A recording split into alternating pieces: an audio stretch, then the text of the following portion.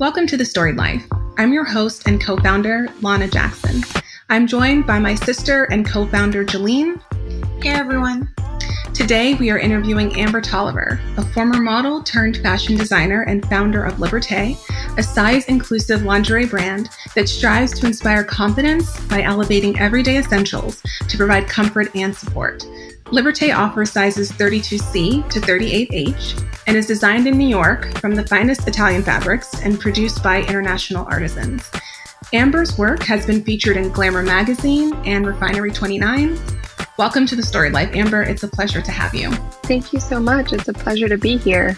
Yeah, so I'm really excited for you to join us in this conversation and really grateful that you can be here to share your story with us. I think it's perfectly timed just for the moment that we're in our culture. It's actually Juneteenth tomorrow, and for our listeners who don't know, that's a day of liberation and a freedom day that Black Americans celebrate. It's a day when slaves in Texas weren't notified of the Emancipation Proclamation that happened 2 years earlier in 1863. And so on June 19th, 1865 is when those slaves were notified that they were truly free. And so it's really wonderful to, look to tomorrow and the celebration of Juneteenth by talking with Amber Tolliver, who is a Black woman, a Black founder and designer. It's really a privilege to have you come and share your story with us. And I was actually reading an op-ed in The Hollywood Reporter. There was an entertainment lawyer named Nina Shaw, and she said this in her op-ed, and I just wanted to share it because I think it just perfectly kind of couches our conversation. But Nina said that our larger society needed a global pandemic, poor national leadership in the face of that pandemic, protest in spite of the health risks, looting in affluent neighborhoods, and the most horrific 8 minutes and 46 seconds of film of George Floyd, probably ever widely viewed by the public before deciding that maybe it's time for a change. So, this season of cultural upheaval, it's been incredibly crazy. And I just wanted to check in with you, as we start our conversation, as a Black creative, it can be hard on a lot of different levels. And so I just wanted to ask you, what are you doing in this time to just stay creatively alive and motivated in spite of everything? Yeah, it's really difficult, to be quite honest. It's not an easy process to stay creative and also, interested in what you found creative previously or the things that inspired you previously. It's a very difficult process, but I find that for me, it's been, just staying really connected with my why. My why is rooted in uplifting women, empowering women to feel confident in who they are. And that why is what drives me on a day-to-day basis to continue to create, to continue to provide not only products, but content for women that uplift them. And so for me, while there have been days where, for me, my why is more connected in being out at a protest than it is being in an office or in my apartment, working on the future designs. It's, I think staying connected with the creativity is really linked to allowing that creativity to wander, and wherever you feel the most connected that day is where, for me, I find the most creativity. Mm-hmm. Yeah, and that's definitely something that, we are in that with you, and just finding, I think, the balance between, staying creative and staying close to the things that really feed our spirit and feed our soul so that we can put out, the beautiful things that we do or the content that we do, and balancing that with also taking care of ourselves and making sure that rest is also resistance. And so I think it's wonderful, that you're, trying to live in that tension and doing so, I think, really well. So thank you. And I really loved what you had to say about sort of your why for your creativity. and that your why is to uplift and empower a women. I think that's also really important in regards to self-care and being a creative, and just having purpose behind your creativity and knowing why you're doing something. I think sometimes we fall pressure to maybe society expectations or expectations that we place on ourselves. And I think it's important as sort of like a level of self-care to check in and say, well, why is it that I want to pursue something? So I'm really, Absolutely. yeah, I was really glad to hear you talk about that. And in regards to sort of the why of your creativity, can you talk to us a little bit about what does Liberté mean to you? And can you describe the brand to someone who has never heard of it? Absolutely. For those who haven't heard of Liberté, we are a premium lingerie brand based in New York City. We are size inclusive, size diverse, and we really cater to the needs of women. And our goal is to inspire that confidence and provide product that allows women to feel good in their own bodies as it is, without needing to subscribe to societal standards or, fabricate something that isn't true to who they are. And so we Mhm. create a space that allows women to do that. And I find that this really links closely to the name Liberté, which is freedom in French. And for me, the one of the ultimate freedoms as women is the ability to stand in our complete and, you know, unaltered power, and really be able to own who you are. I think that that's incredible power. And I think that that also is incredible freedom. Because if you don't feel like you need to conform, you can be your true and authentic self and know that that's enough. And I truly believe that that is a level of freedom that not a lot of women have obtained yet, but I believe that it's obtainable for all women. Yeah, absolutely. And I think it's an incredibly important message within the lingerie space. I remember when Rihanna did Savage and that whole line that she did for just creating, lingerie for women who have all different body types and injecting a level of like confidence and sexuality into that. And so I think in the lingerie space, it's really important for this message that you have of allowing women to really feel powerful in their own bodies, because there is a temptation of lingerie to always have, a male eye around that, and for women to feel like they need to fit into this mold of having the perfect body and having undergarments that make their body look, that hides things or improves things or makes things look smaller, whatever it is, or bigger. And I think that the freedom of Liberté and saying, this is something that frees me to feel comfortable in who I am and what my body looks like, and a celebration of our bodies and all they can do for us. So the message of freedom, like within the context of lingerie, I think is really compelling. And I hope that people find that compelling. Thank you. I feel like those who have, discovered Liberté and have purchased product from us really do find that rings true for them. It's more than just, as you said, a product that either covers tucks and sucks and like, alters your body, or one that is ill-fitting and, falls apart quickly. Mhm. I find that the ability to find that sweet spot of being a premium brand that is comfortable and does fit really, really well, because we spent years perfecting the patterns, and we've taken time to fit on 3 different body types, and we use graded components to make sure that each size group has what they need to feel supported and feel their best self in each piece. Like the details that have gone into creating the brand express a level of care and reverence that we have for women.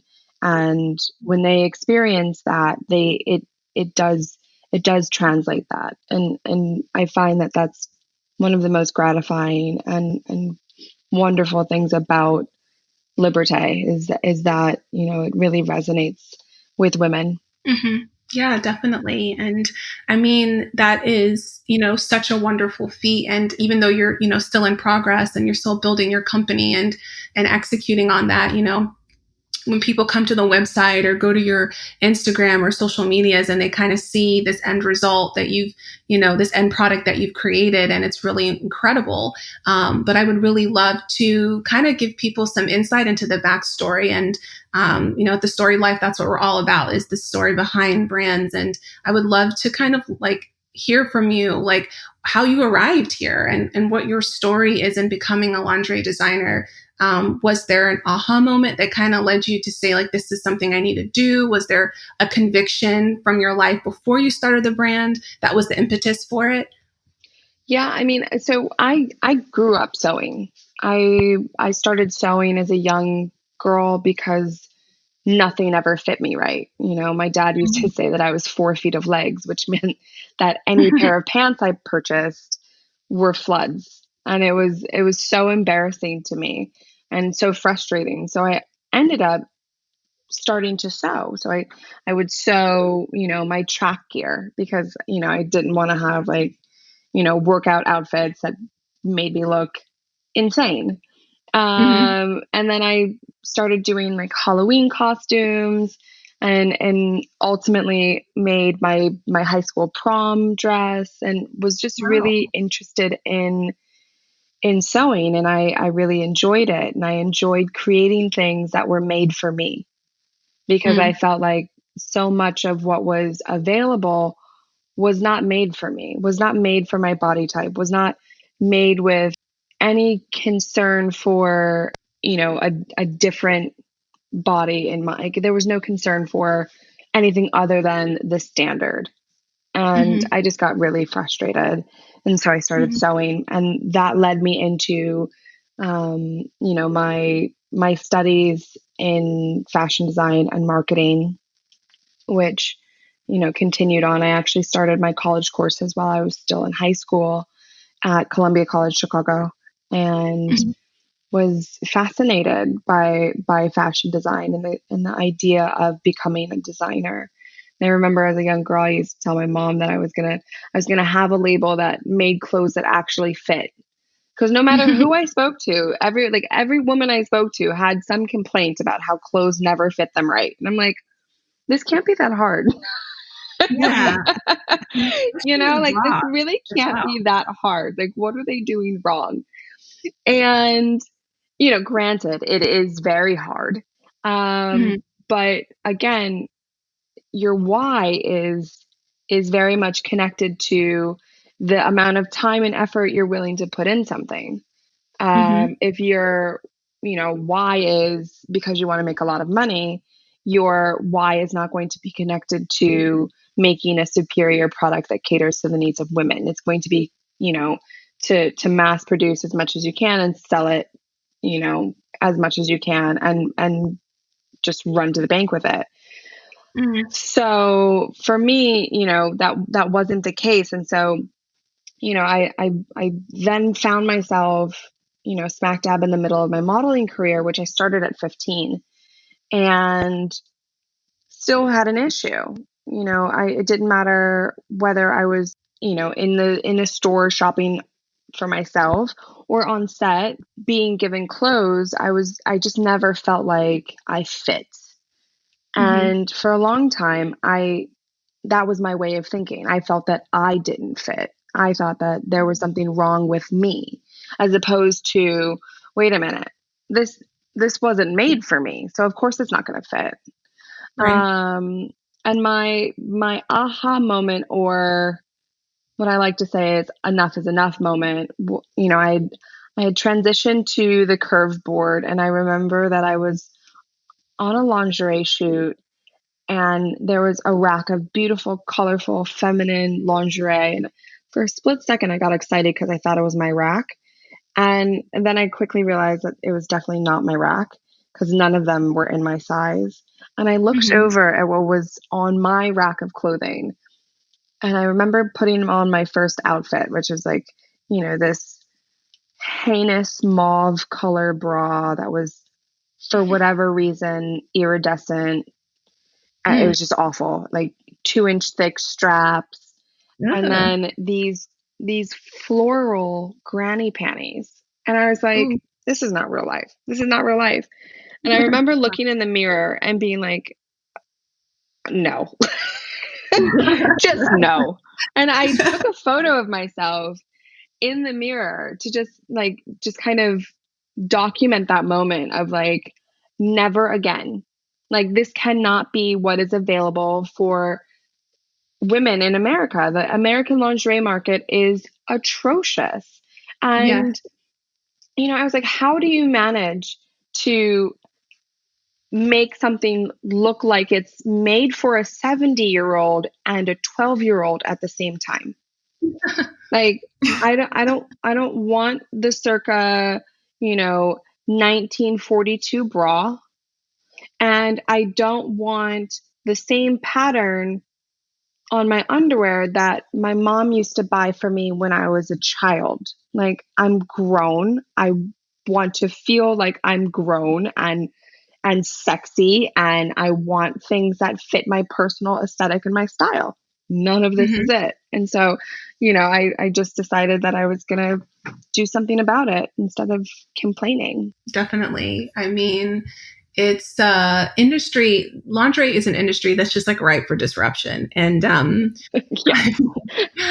I just think so many things are right now. But and in a lot of ways, within the conversation about cancel culture, a lot of that I see is positive, because what it really is it's a taking back of certain things from patriarchy and from commercialism and capitalism that's like not serving us well. And when it comes to, like you said, the lingerie industry and the choices are so radical, like from what a 12-year-old wears to a 70-year-old. And it's hard to find anything contemporary and anything that, especially if you have more of a chest. I know for Jilene and I, like, part of this conversation is like secretly like selfish, because I, I like, it's a struggle bus finding bras that fit. And, Jilene is smaller. I'm a little bit bigger, and, she gets to wear cute bras and I don't sometimes. And it's difficult. And so, this is why I'm loving having this conversation, and love that you're pointing out to people that there's a lot in this industry that's not serving women well.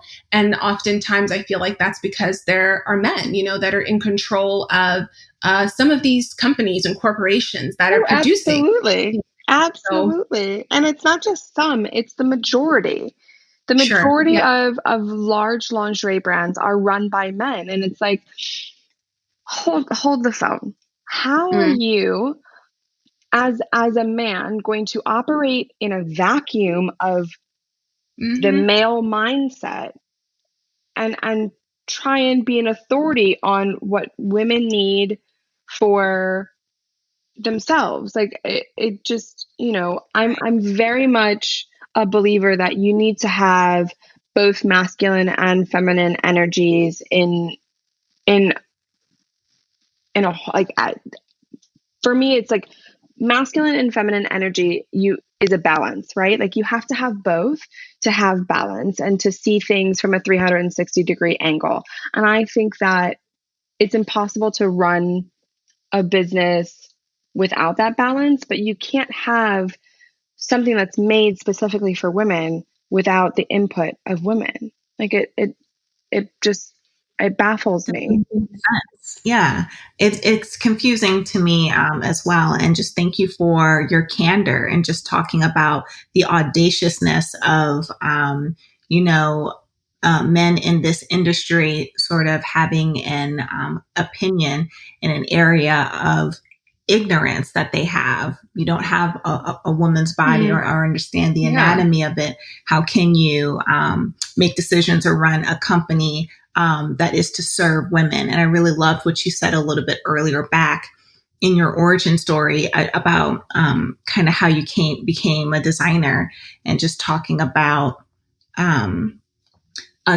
just how how clothes are made. And I think you had said that you actually take a look specifically at each bra and how that bra is going to fit for that particular woman at that size. And Lana, you can correct me if I'm wrong. My sister has a degree in fashion design. I think we've had conversations about fit and form, and I'm sure Amber, you can inform this as well. But correct me if I'm wrong. Like I know that sometimes that there is a particular standard, and that with mass manufacturing, they basically make a whole lot of that particular like prototype and not consider for each size what the prototype needs to be, and they just kind of copy it.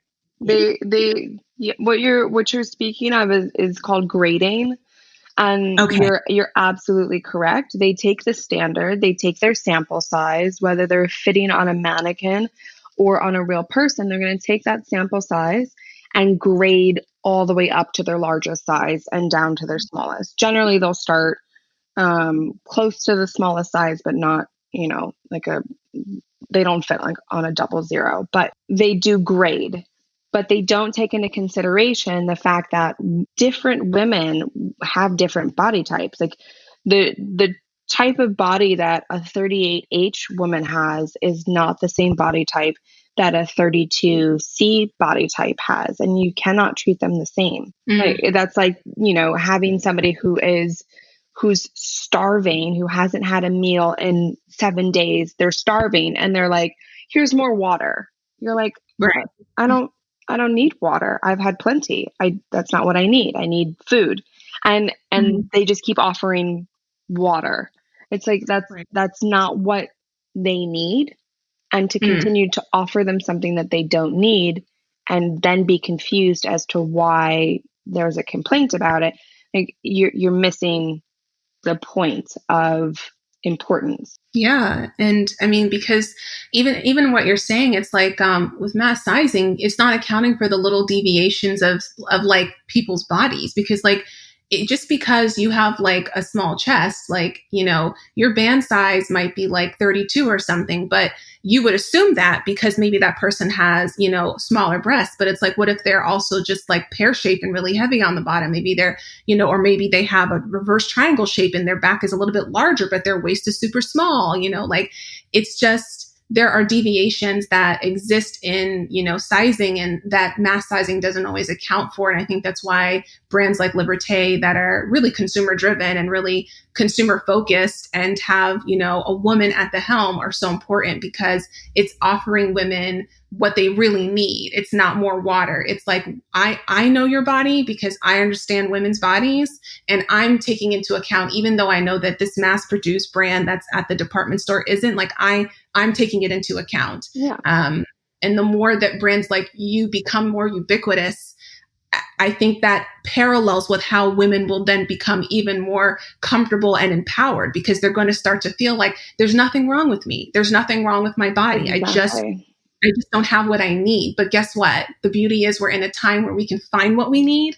And so just so good and so important. Yeah. And I love that the time is also allowing for individuals like yourself who are demonstrating a level of bravery in sharing some of your past difficulties of what it was, like to be on a shoot and to see the items that are ready for you and they're not in your size, or going into a department store and, asking for a bra that you like and asking if it's in your size, only to find out it's in smaller sizes. And the sizes that they have for you are not patterns or types that are things you want to wear that are beautiful. And so I just want to thank you for your bravery in that, and in just talking about sort of the difficulty as well of it being sort of a male dominated space as well. And just your courage has allowed you to kind of put sort of yourself into your brand. I think I even heard you mention it in a brand video, that you didn't leave anything out when you created like Liberté, that you put all of yourself into it. And it is clearly paid off. And we just wanted to know with some of the some of your bravery and of talking about past difficulties that might have allowed Liberté to come to life. Did you ever want to give up, and how did you overcome that? Well, thank you for that. I definitely did put everything that I had to give into this business, and that was, blood, sweat, and tears. And I think that a lot of people thought I was crazy. I I had completely maxed out all of my credit cards, depleted my savings, liquidated my mutual fund. And right before things really turned over and I was able to, really get Liberté off the ground and get to our launch, I'd actually decided that I was going to give up my apartment, put my deposit towards finalizing the samples and getting our photo shoot done. And, it was that coupled with the emotional part of it for me, which was that realization that it wasn't me that was wrong. Me as a human, as a woman, my body, my existence wasn't wrong. I was just shopping at the wrong places, or brands weren't catering to me. And so, I absolutely wanted to quit at times. I absolutely was scared out of my wits, probably more times than I even realized. But I also realized that I wanted it more than I was afraid of it. So the idea of giving up wasn't an option, even though on a regular basis, I thought about quitting, especially on the days where I had people, reach out to me, or I'd run into somebody and they'd be like, "Are you still working on that lingerie thing? What's wrong?" And it's just like, at those moments, I wanted to shake my friends and just be like, this isn't a thing. Yes, I'm still working on it. And the constant, telling of the stories and saying, yes, it's coming, I'm working on it.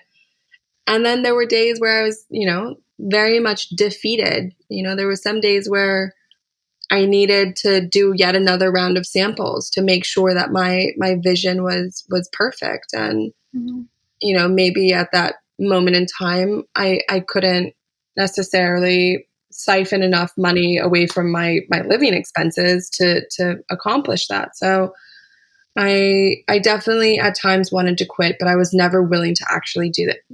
I just really wanted to make it work. And nevertheless, I persisted. Right. And I think that's just, so often that's how it is. And being a founder and being a designer, it's the long suffering that, people don't see. They see the end result. They see the website. They see, the images on social media. But there's a lot of moments in there of real, doubt or feeling defeated, like you said. And I know we relate to that even with the Storied life. You have friends, and like you said, they're like, "Are you still working on that thing?" And it's just like you just want to show them how much you have to show for what you're doing, but they can't see it yet because it's not materialized or it doesn't look the way you want it to look. It's hard. Yeah, but worth it. It's here's the thing, like they say, if it was easy, everyone would do it. Right. But it's not. And it takes a significant amount of effort and the willing to be humble, like the willingness to, constantly ask what could be stupid questions and get snarky responses, or, putting yourself out there and being willing to learn on a day-to-day basis is so important. Absolutely. Yeah. And I was even going to say that, as I've gotten older, I've learned that convictions are not like things that you hold. They're things that hold you. And when you're held by something that you really feel compelled by, it's like you must do it, and I hear that in what you were saying about just, I had to do this. Like I have to do it. And even though I maybe it's not where I want it to be, or I don't have what I need, this conviction is literally holding your feet to the fire. And it's that passion that pushes you to keep going. And definitely like I think we definitely admire and can relate to sort of having a similar personality of just sort of high risk taking, doing things that you are passionate about, that only people would maybe dare to dream about, and to actually go the distance and to do what it takes, and to continue to persist even in days when you want to give up is definitely admirable. And like you said, if it was easy, everyone would do it. But we definitely can relate and admire just your ability to keep moving and to do something that you're passionate about, no matter how hard it is or what kind of criticism that you get from others who don't understand your vision. Thank you. Yeah. And I feel like also just as a Black woman, it's just like, it's like a political act of rebellion as well, when I decide to keep going. So absolutely. There's that. Yeah, it's, it's that moment of like, wait a minute, I can do this. Mm-hmm. This is not an area that I am closed off to. This is achievable. It might take, an exorbitant amount of time, and it may take more effort, and I may need to work harder, but I can achieve this. This is something that, is obtainable for not just me, but for anyone that is able to put their mind to it and understand that the only limits that they have are ones they set, and really getting savvy about how you go about doing things. When I first ran out of funds, I did a friends and family round that was not very successful and didn't get me very far. So then I went the crowdfunding way, and that definitely helped. And that took me to, the next step and the next step. Like there, unfortunately, in lieu of traditional routes, especially for, Black business owners, specifically Black female business owners. I mean, the percentage of venture capital dollars that are allotted to Black entrepreneurs is minute at best. And so, you really do have to get creative and scrappy about how you finance your business and the way you go about running it. But it is achievable. And once I realized that there was absolutely no stopping me.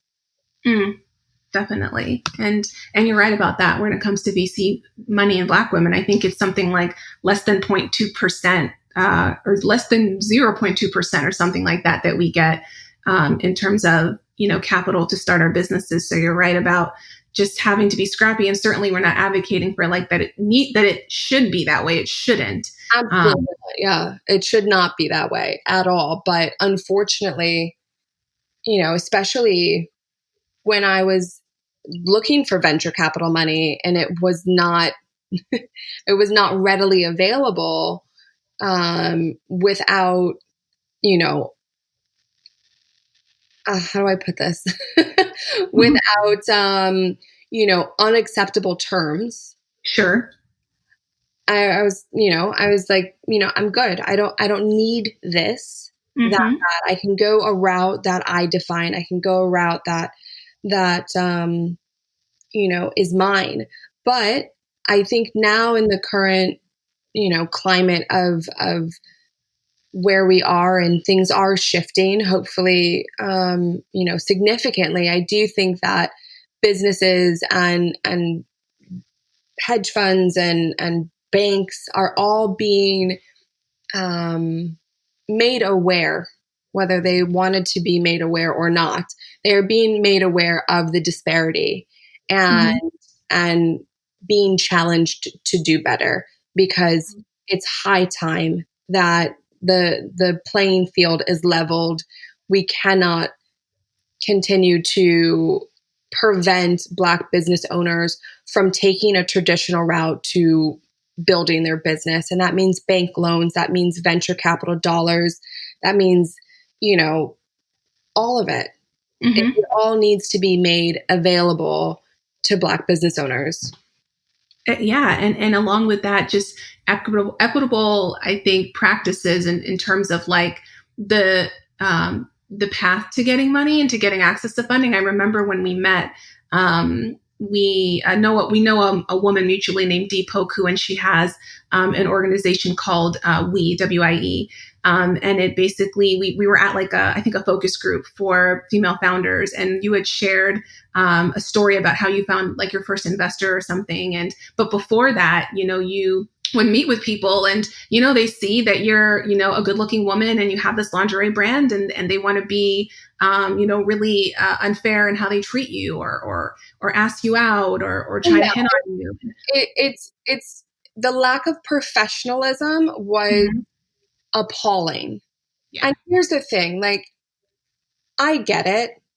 Your brain has left, or the blood has left your brain, but like, do me a favor, will it back, because this is a $17 billion industry. And what I'm discussing is not, some, chump change business that's not going to do anything for your portfolio. This is, a significant opportunity. And you don't, if someone doesn't have enough respect to not only listen to me, but not objectify me in the middle of a meeting, then, I'm good. Right. Exactly. But this goes also to like, this links into so many other things, the over-sexualization of Black women, the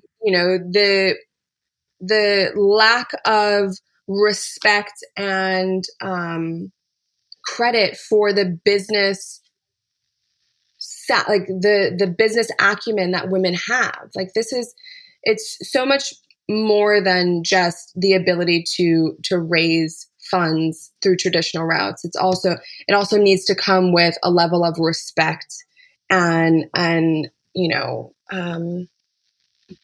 just fair practices. Fair practices, exactly.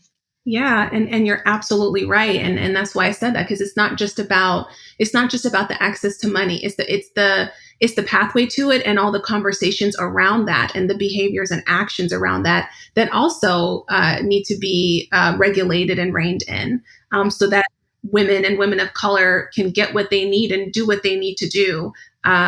Because you're right. Like, it's like, you need to wake the hell up. This is a multi-billion-dollar industry. Like, do you want this money or not? Exactly. Like, are you more concerned about being backstage at my first runway show?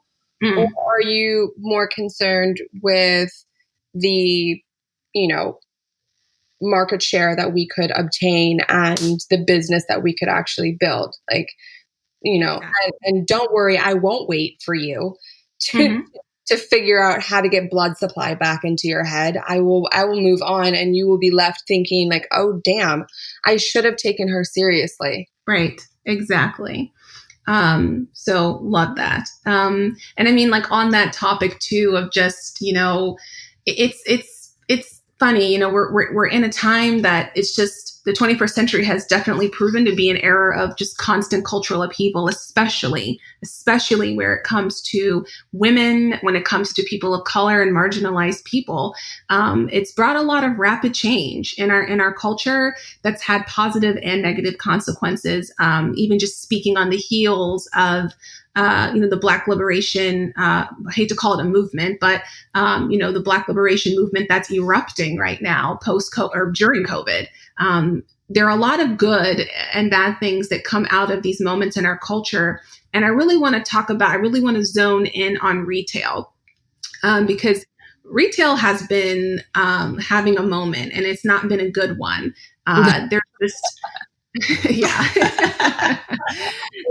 So, like, let's talk about that and how you're kind of, how is Liberté navigating this new age of retail?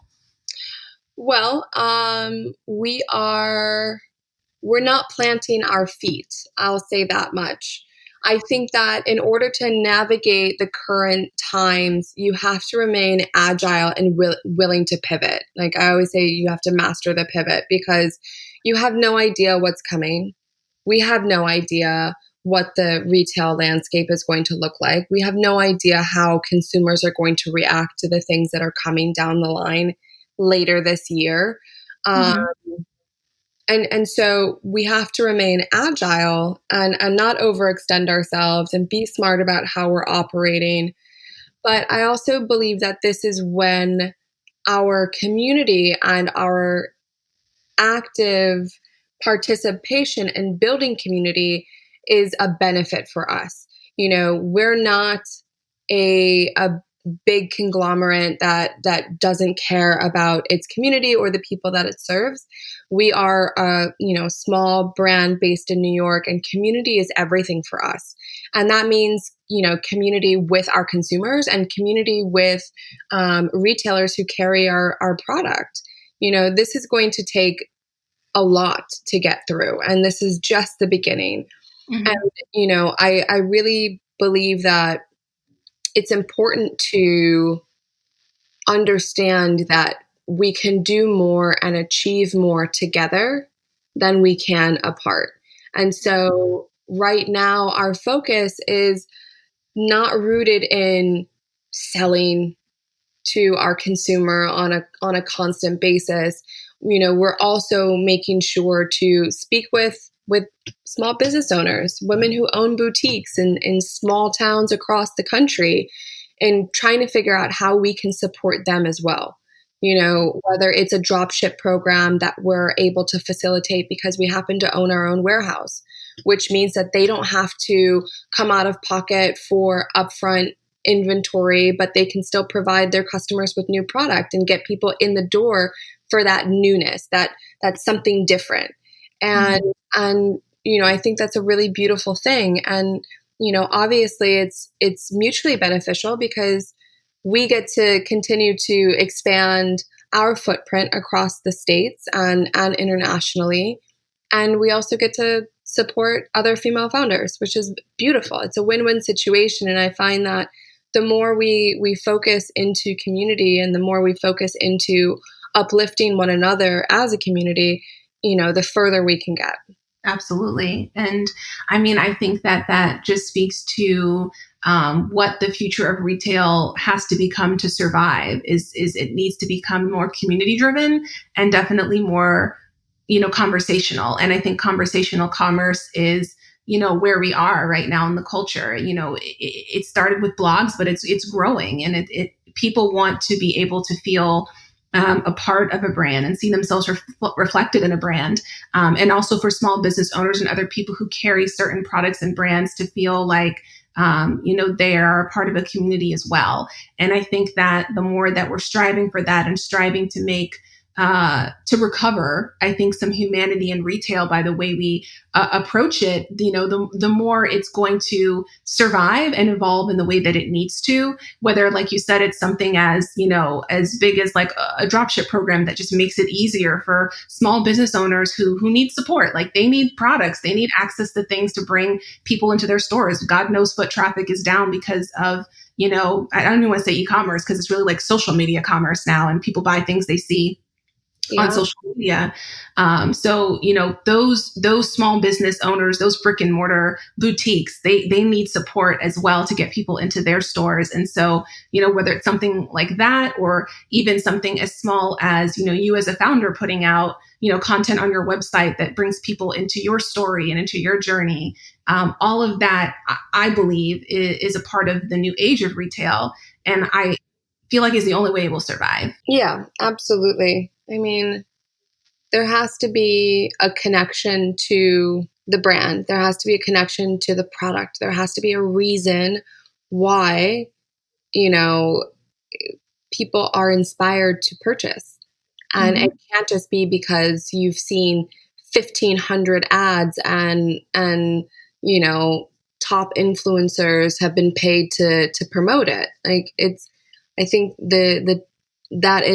those times have passed. And it's time for retail to level up and understand that, You can't just get away with marketing, whatever, just for the sake of a dollar. You have to obviously run your business and make it successful, but you can't do it without community. Yeah. And I think that positions you really well. I mean, I think somebody, I don't know who, but they, as I was listening to some random news that, we're in a recession officially. And I think that, positions your company and companies like yours really well that are making the effort to have more of a conversational approach to, the way they market their products and to really offer something that's truly helpful to people and is truly honoring people. I mean, size inclusivity is a conversation that, really isn't happening all that much in the lingerie space, save yourself and maybe Rihanna, that I'm aware of. So, that's going to become even increasingly important in recession era where people need to find things that really work for them. And they don't have, like we said in earlier conversations, they don't have money to just buy random shit all the time. And so I think that it's really exciting to see where your brand will go and how it will thrive in a time that, we traditionally don't think that, retail can thrive. Capitalism only seems to work when, the market is up. But I think that's changing because we are becoming, as consumers and as creators, more specific about what we need and what we need to see. Yeah, and not only specific, but also wanting to shop our values. And you talked a little bit about sort of the inspiration to give people to purchase. And I think that comes with consumers knowing more about the brands that they want to follow and purchase from. And that's why we really believe in storytelling and this opportunity to talk to you, because then that gives people an opportunity to learn more about you, learn more about your brand, and that inspires them to purchase. And something that's also inspiring to us here at The Storied Life is just the process of design and wanting to know a creative's design thinking and what is the process that they follow in creating great work. And we'd love to hear from you about, like, how do you decide on the various fits and silhouettes for each collection? Well, we're still in our infancy. So we have a very small curated collection, or two collections. We have our Bowery collection and we have our Crosby collection. But the idea is to have a product that speaks to different types of women, right? To understand that, a demi bra will fit some women perfectly, but a plunge bra will be better for others. And so understanding that, I made sure to have, one of each and make the cuts for the Bowery and Crosby just a little bit different. So our Crosby collection is our more contemporary collection. It incorporates this incredible, super soft micro jersey that's moisture wicking and antimicrobial, but it also features a really beautiful lightweight Italian lace, which is, it provides that level of femininity while also providing that like everyday elevated essential that you can wear day to night without blinking an eye. And then we also created the Bowery collection. And with the Bowery collection, I really wanted a more feminine, more traditional collection that incorporated a really lightweight, beautiful mesh with the lace. And so the beautiful thing is, like, whether you're more traditional and you want a lacy bra, or you're more contemporary and you want something that speaks more to a more minimalist type of aesthetic, there's something for everyone. And so I really wanted to make sure that there was something for each type of woman, and to try and make our small collection as multifaceted as we possibly could, so that we cater to as many women as we could. I love the intentionality behind that. If only you could see us right now. We actually did a double take and looked at each other because we were so thrilled to hear that so much thought has gone into it. I think it was the moment when you said there was moisture wicking and antimicrobial fabric. We just did a double take and dropped our jaws. Yeah, I mean, I've been in Manhattan for 12 years, and summer is coming. And yes. there is nothing worse than having like a bra that doesn't breathe, that constricts you, that that is uncomfortable. And so for me, like I on a day-to-day basis love something that's contemporary and easy, but still elegant and elevated. So my favorite is the Crosby Demi, which is like my go-to solid ace bra. I love all of them, but that one in particular, because the Demi fits me really well, is my favorite. But yeah, I mean, why not incorporate tech materials that can improve the wearability and the breathability of your bra? Like that just makes sense to me. We have sportswear brands that are coming into the lingerie space and making bras and doing all of these things. It's like, well, okay, that's great, but why don't we reverse it and use technology that makes those sportswear brands, their bras so comfortable, and incorporate that into a more traditional lingerie collection? And so that's what we did. I hand select every fabric component, any material that goes into the collection. It's been hand sourced and selected by me.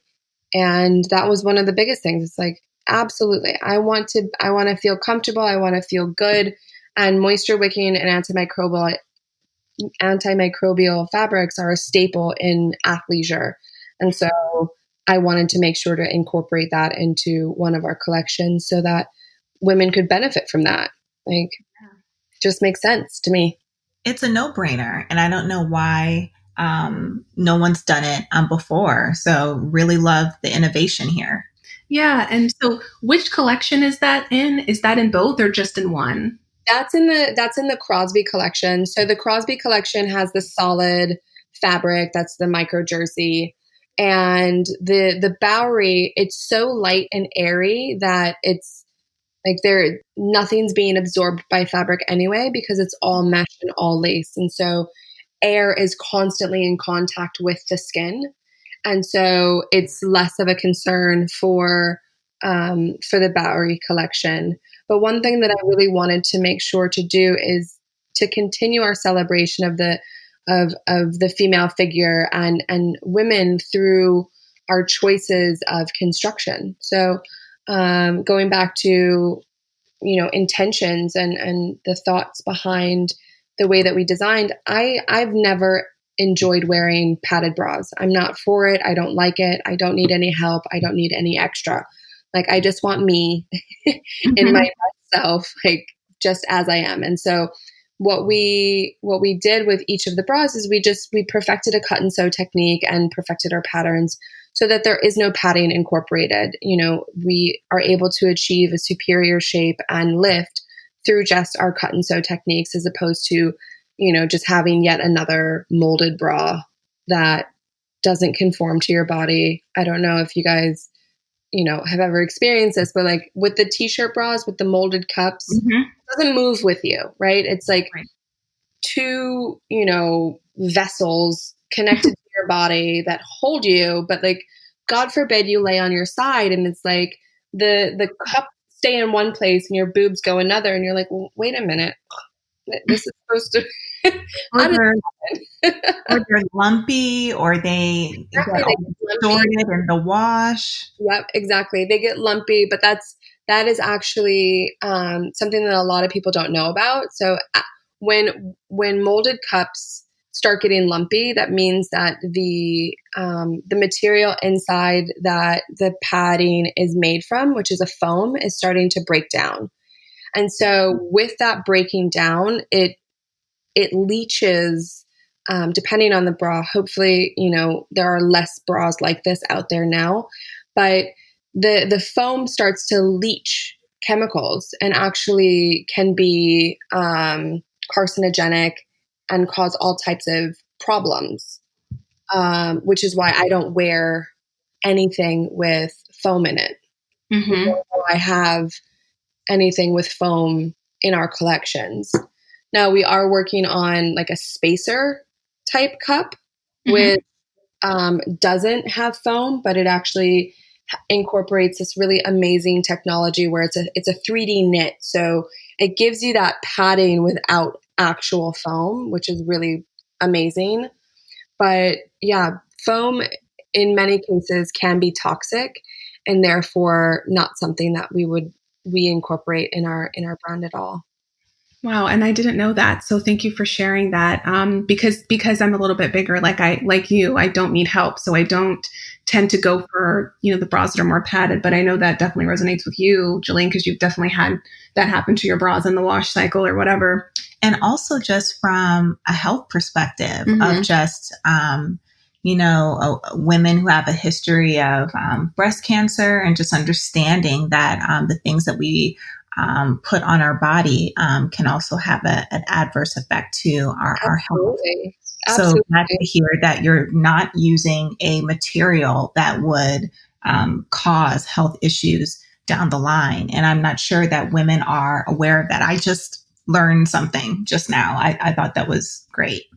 Amazing. Well, I'm happy to that makes me really happy because I think the more knowledge we have as women, the more empowered we can be in our decisions. And I think that a lot of people would feel the same if they knew that foam cups had the potential to be toxic and could potentially cause adverse effects on their body. And I think it's really important. There's really great innovations coming up, though, eco cups and eco foam, and there's a lot that can be done. But the brands that are steadfast in their ways and don't really like to change or innovate are the same ones that are continuing to use material that is not ideal for women. Yeah, absolutely. So great that you Brent mentioned that and just like brought that to the attention of everyone who's listening. Switching gears just a little bit. One of the things that, I obviously knew you before and knew this brand that you had been building, but when I saw just some of the women in your advertising and on Instagram and on your website, it was really encouraging to see that you were using women with like real body shapes. And so I was just out of like general curiosity, like, where do you source your models? Are those real women that or those models from agencies, but you've asked for women to have, body types that are just average for everybody?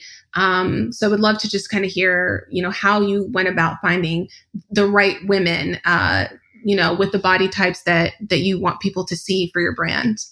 Well, all of our models are chosen and selected through agencies. But the thing is that we don't retouch them within an inch of their lives. I have seen women, including myself, be completely reconstructed in post. And it's like, that's not me.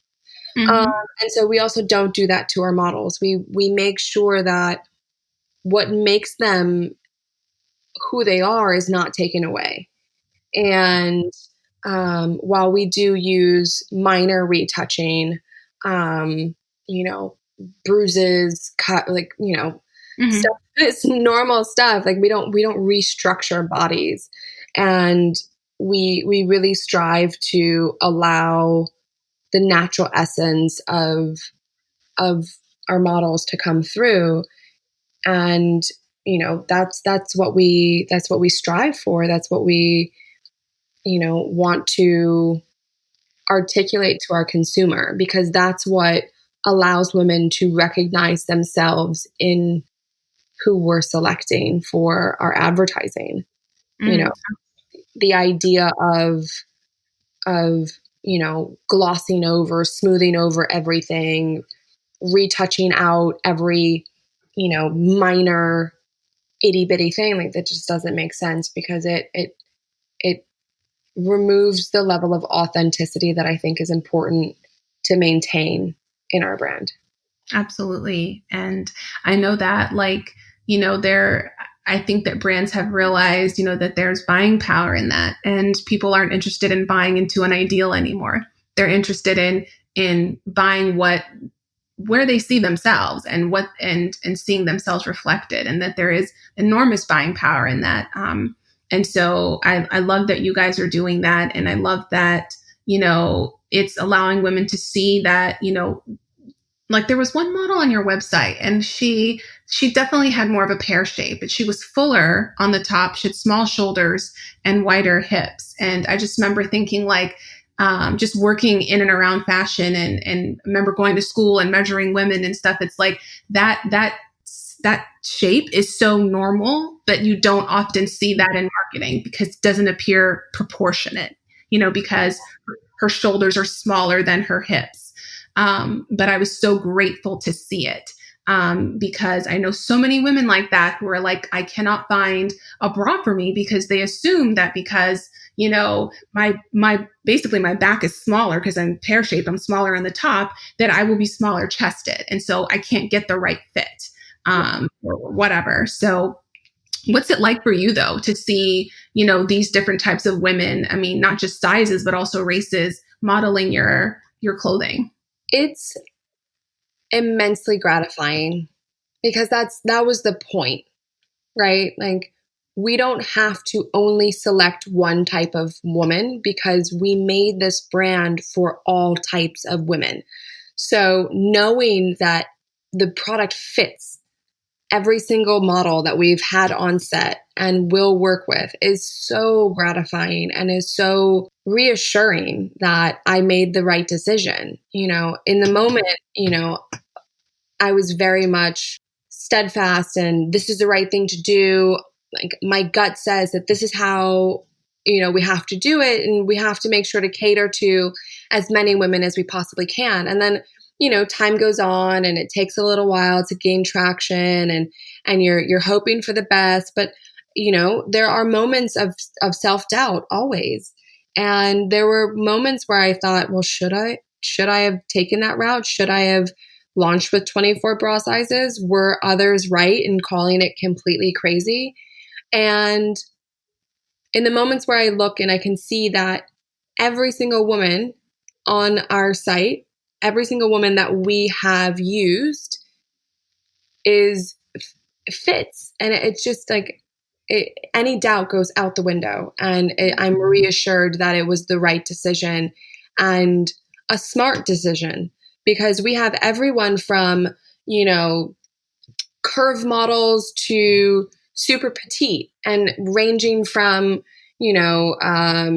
Black, Latina, Asian, Caucasian. We run the gamut on diversity, and I'm proud of that. And I will stand by that for, as long as I'm running Liberté, and we're being champions of diversity.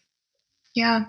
And that's just at the core of the word, it's for freedom that you made what you made. It's for freedom. Yeah. It's so beautiful. I want to cry.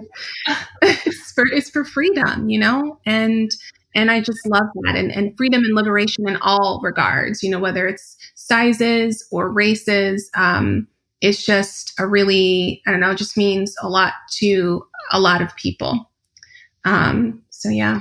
As we're coming to a close on our talk with you today, I'm sure that you've done many interviews, and we just wanted to ask if there's something that you've never been asked, or something you've always wanted to share about your brand or yourself. Ooh, what's funny? I've done quite a few interviews, and recently I've been asked some really amazing and strong questions. You guys have even asked questions that I have never answered before, for example, the intentions behind the designs and why I chose to do things with that intention. And for me, I'm not sure what I haven't been asked. It's funny. My dad always used to say, you know what you know what you don't know, but you don't know what you don't know. Mm-hmm. And so I don't know what might be missing, but I'm excited to go down the future path to answer whatever comes my way. Cause, I have an immense amount of pride and love for the brand. And I love and enjoy talking to people and, helping them discover it. And it just really makes me happy and feel fulfilled. Yeah. And I'm sure cathartic in some senses, because for all of those, days, months, and years that you were laboring without any, recognition, or laboring without anybody knowing what you were doing or what you needed. There are all, I know for me, there's all those, things about yourself, thoughts about yourself that you kind of just store up in your heart and store up in your spirit. And then when you get to that place where people recognize what you've done, you get to excavate, all of those things through questions and interviews like this. And I'm sure it's just very rewarding and cathartic to finally voice that out, Absolutely. Yeah, it's like a Care Bear moment. Like all comes out. It's really nice. It's perfect. Yes. Yeah, I'm sure. So just to close out, I wanted to ask you, like, what's next for you? I mean, you were definitely ahead of the curve in making size inclusive lingerie with Liberté. Are there other barriers you want to break culturally, fashion wise, just other things you kind of want to champion? Absolutely. Obviously my path with Liberté is, very important and paramount to me, because it's what is the foundational level to what I hope to be a really strong and beautiful legacy. But next for me is empowering other women to start their own businesses and to help guide young women on the path of becoming an entrepreneur, or just going after, the career that they've always wanted. Especially young women of color, the path is not always clear. And I know, despite growing up in a predominantly white neighborhood in the suburbs of Chicago, I that in itself was a privilege. But when I moved out and I found myself studying in the city and living in the city, I realized that there were things that were missing for me, right? Like the idea of mentorship, the idea of advisors. That was not something that was a part of my life. That wasn't something that I, was given at a young age. Where I feel like with boys, mentors and people to guide you at a young age is something that is allotted to a lot of young men. But I find that with young women, it's vastly different, especially with young women of color. And so working with, people like Dee, I have another friend named Helen. She's incredible. She's a career coach. Working with women like that to help clear the path. Dee came before us and cleared the path and is such a guiding light. And what I would like to do is use women like Dee and Helen as an example to pass the torch to younger women who are coming up after me, and really aiding them in this world of entrepreneurship, which is a difficult one to navigate. And if you don't know a lot about navigating it, you can quickly get lost, and a lot of time can be wasted in areas that you don't necessarily need to be spending a lot of time, because there are people there to help you, to help guide you. Absolutely. And I mean, it's about holding the door open, in so many ways, like you're saying. And I'm really just grateful to hear that and just to, affirm that statement that, yeah, it's when I think, I don't know what we were watching. Maybe it was like the BET Awards last year, NAACP Image. I don't remember what it was, but there was, it was the year that Black Panther won. I think they won. Was it an Image Award? I think it was that. But when they accepted their award and they were talking and they said that, I think it was Chad Boswick that said, to be young, Black, and talented. And, it's almost like the tail end of that statement is so loaded, when you are young, Black, and talented as a woman, even especially, the path isn't always clear. To be young, Black, and talented is to constantly be on a journey to resource yourself to be all that you know that you can be.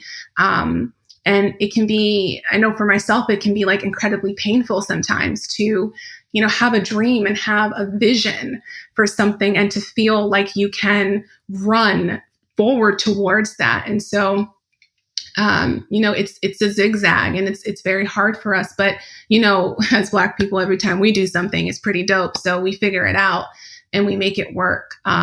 But that doesn't take away from the fact that we need mentorship and we need support, and how highly we hold in regard, those who have come before us, even if it's just a little bit ahead, like yourself. So Absolutely. I think, and honestly, like, I feel like the sooner we realize collectively our worth, the sooner we realize our strength, the sooner we realize our influence and power. And I don't mean theoretically, I mean like actually know it and own it. The path will become much wider and much clearer. Because a lot of times our self-doubt will get in our way because we've been told for so long that certain things are true that are not. The sooner we're able to recognize that they are not true and that we are the writers of our tales. We are the conductors of our orchestra, and we get to decide what our dreams look like and grant ourselves permission to grab a hold of them with both hands and run with it. I find that there's a lot of space to take ownership of who we are inherently. And I think that will also help move the needle. Yeah, definitely. Because a lot of time gets, wasted in that fight for self-worth, which is a fight we really don't need to fight. But, it happens. And I can attest to that as well. There's a lot of time that I'm 33 now, and that has gone into just becoming the, emotionally, healthy and strong and just, self-assured person that I am. And that was a lot of time, to kind of do that racial identity formation work and make sure that I know my power and I'm walking in my power. Yeah, exactly. So, I'm 34. I just arrived. So, like that, it's a recent revelation for me and recent. Like, I mean, it wasn't until 30 that I even recognized that I wasn't owning my power or even understanding that I had as much as I do. So, exactly. Yeah, speed is one. Yeah. Three hearts. Yeah.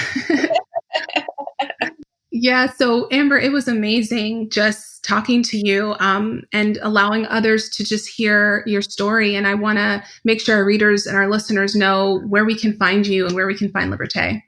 Absolutely. Thank you so much for having me. This has been such a wonderful experience, and the topics and questions were wonderful. So thank you. And for everyone listening, you can find Liberté at liberté.co.